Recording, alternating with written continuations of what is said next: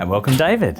Thank you for Thanks, joining. Dan. Good to be here. I'd like to have a chat to you about supply chain network design. What's involved in supply chain network design? That's a great topic, Dan. Supply chain network design is really focused on how do you establish your supply chain to service your customer base. And a lot of organisations have a different requirement for their customers. You work out your business strategy, you work out your customer value proposition, and when you understand what you want to service, you then develop your supply chain strategy, but then your network design to service that. What's involved in the network design? What do you have to consider? The network design, it can be very complex, but if you're used to working with them, it really is quite simple. It comes down to what's your source of supply, how do you get those goods from source of supply to your customer base. We see a lot with retail store models of bricks and mortar, and we see a lot more online in the last 10, 15, 20 years, and you've almost got two channels to market. So customers sometimes work in both spaces.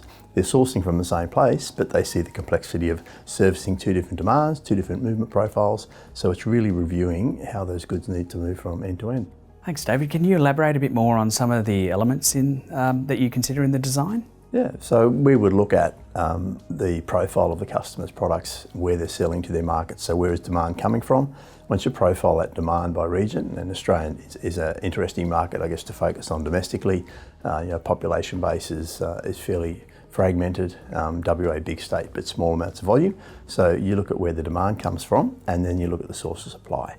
That then becomes a link between the demand for product and where it needs to get to, but the volume that comes from various suppliers. So getting that profile of information means you can then start to look at where should I put my DCs, how should I move it. Mode of transport is one of the first considerations. Large volumes will always come by sea, but urgent things will typically come by air if they're high in value in low in weight and low in size and volume. Once you've got a view of, I guess, the supply and demand profile and where you're sourcing products, that sort of analysis then allows you to put some volume throughput to say through what ports overseas, whether it's China or in Asia. People talk about Asia, but really it's a massive area. Parts of it can be southern China, northern China. So trends have changed, and I've seen it over the last 20 years where China was typically southern China, and as costs increased, then the products started being sourced further and further north. They then moved more into Southeast Asia. So source of cheap products through Asia has moved. And typically what companies do is they move their source of supply where they can buy the cheapest product. But the cheapest product that you can buy at face value isn't always the lowest cost to customer. So being able to consider those costs from Southeast Asia versus China into Australia, where are your volumes? You may have some very low volume regions you're buying from, and we've seen that with clients recently. It doesn't make sense to purchase a low purchase cost item and then have a huge logistics cost to get it into your network and out through your DCs to your customers.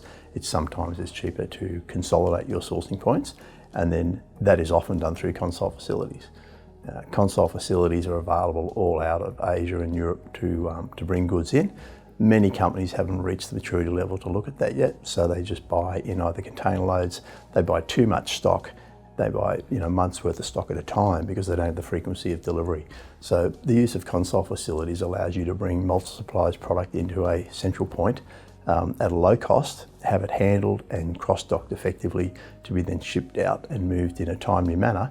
That lowers inventory levels domestically. It allows you to ship mixed product to the different states around the country, which gets your goods closer to customer, rather than the old days of full containers from one supplier, ship into Sydney, for example, and then break it down at a DC and then have a higher domestic transport cost. So the ability to ship more directly to where the endpoint is and the use of console facilities, it's done by most large companies now, but I guess a lot of mid-size are really not experienced in that space and not sure how to go about it. Some of the analysis we've done for the clients in recent times has shown that they've used console facilities, but they've referred to somebody, and it's almost a cookie cutter method. They're using a console facility, they're all the same, we'll go there.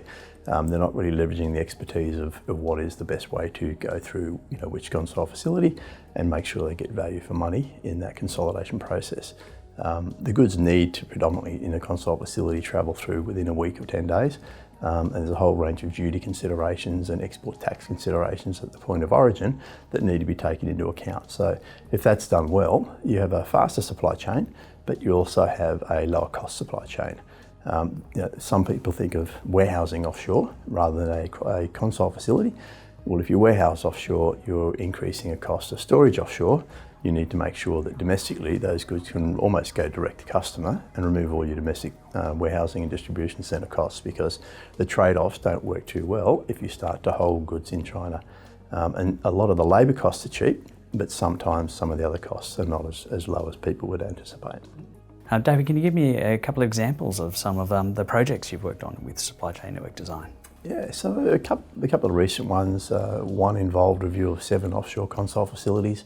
The process of feeding the goods into them was quite fragmented, not consistent. We rationalised that console facility process and had a just-in-time into-store arrangement which effectively shipped via sea, arrived in the country, and within 10 days had to be through a domestic DC and into store through numerous stores all over the country. We have another recent example where the client was doing both online and bricks and mortar. Their online had grown dramatically. It's in the fashion apparel type industry where every week there's new product, new range. So there's no historical sales profile. They're buying a volume of product to put into store and sell over a period of time. It pretty much goes into store and gets sold through with small reserve stocks at DC. But bringing all that into a central point and then sending it out to your stores carries a huge domestic cost. That review enabled us to look at the console process overseas, shipped direct to state, and then effectively cross-dock from the state direct to store. So in that case, the consolidation was actually a pick-to store at the console facility in full container loads and then shipped through a third-party logistics company who brought the full container into port, took it to the DC on the appropriate day and effectively unloaded the container and loaded on their delivery runs. So what that removed was unloading a container at a domestic DC, putting the stock away, picking it all again, and then domestically sending it all around the country. They're now able to, in the 3 biggest states, Queensland, New South Wales, Victoria, they ship containers direct to the cross-dock facility of the third party, and it removes a huge chunk of physical costs of moving containers and unloading, because the unloading was done by the sorters who were the sort machines that were sorting for the delivery runs. And that sort of service is available through a number of operators in Australia, large 3PLs, etc., who can get to the retail stores or even direct consumer, and that's certainly for online is a really popular model. But this client had grown up with bricks and mortar. They were playing in the online space and they just didn't know how to deal with more advanced logistics processes and make it work. Well, thank you for your time today, David. Thank you, Dan. It's been good.